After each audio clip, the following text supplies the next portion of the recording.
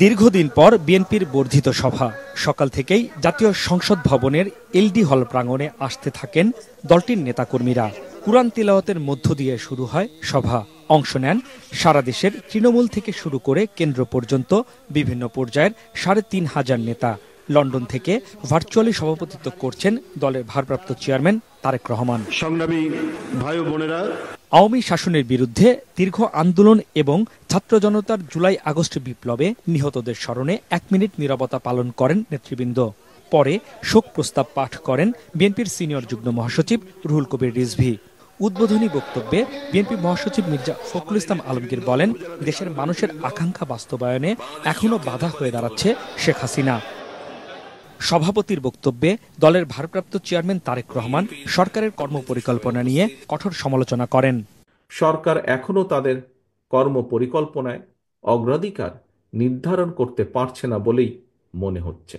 বর্তমান অন্তর্বর্তীকালীন সরকার এখনো মনে হয় দেশের আইন শৃঙ্খলা পরিস্থিতির উপরে সম্পূর্ণ নিয়ন্ত্রণ প্রতিষ্ঠা করতে পারেনি। জাতীয় নির্বাচন নিয়ে প্রধান উপদেষ্টার বক্তব্য জনমনে ইতিবাচক ধারণা সৃষ্টি করলেও জাতীয় নির্বাচন নিয়ে কোনো উপদেষ্টার বিভ্রান্তিমূলক বক্তব্য, মন্তব্য স্বাধীনতাপ্রিয় গণতান্ত্রিকামী জনগণের জন্য হতাশার কারণও হয়ে উঠেছে। সংস্কার কিংবা স্থানীয় নির্বাচন এসব ইস্যু নিয়ে জনগণের সামনে এক ধরনের ধূম্র জাল সৃষ্টি করা হচ্ছে।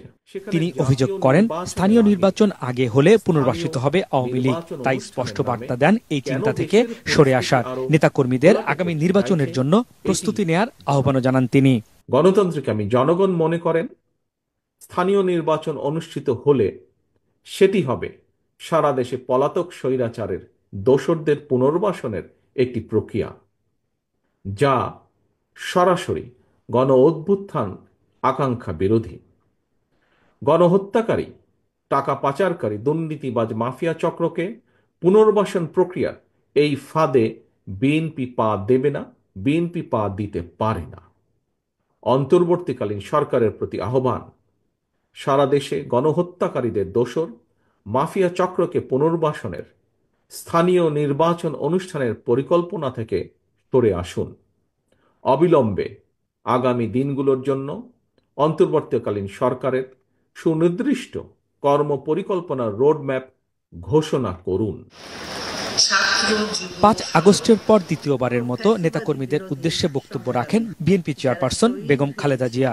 প্রধান অতিথির বক্তব্যে দলের সবাইকে ঐক্যবদ্ধ থাকার আহ্বান জানান তিনি।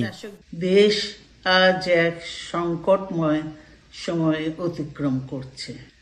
এখনো ফ্যাসিস্টদের দোসররা এবং বাংলাদেশের শত্রুরা গণ অভ্যুত্থানের মাধ্যমে প্রাপ্ত অর্জনকে নস্যাৎ করার জন্য গভীর চক্রান্তে লিপ্ত রয়েছে। প্রতিহিংসা প্রতিশোধ নয়, পারস্পরিক ভালোবাসা ও ভ্রাতৃত্বের মাধ্যমে আমরা সকলে মিলে আমাদের প্রিয় মাতৃভূমিকে, বাংলাদেশকে সত্যিকার অর্থেই একটি বাসযোগ্য, উন্নত ও গণতান্ত্রিক রাষ্ট্রে পরিণত করি। ভোটের অধিকার নিশ্চিত করতে জনসমর্থনও চাওয়া হয় এই সভা থেকে। দীর্ঘ ৬ বছর পর অনুষ্ঠিত হলো বিএনপির এই বর্ধিত সভা। জাতীয় নির্বাচনকে সামনে রেখে এই বর্ধিত সভা বেশ সময় উপযোগী বলে মনে করছেন বিএনপির তৃণমূল থেকে আসা নেতাকর্মীরা। আর হাইকমান্ড থেকে নির্দেশনা দেওয়া হলো ঐক্য ধরে রাখার। হাসনাইন তানভীর, মাছরাঙা সংবাদ, ঢাকা।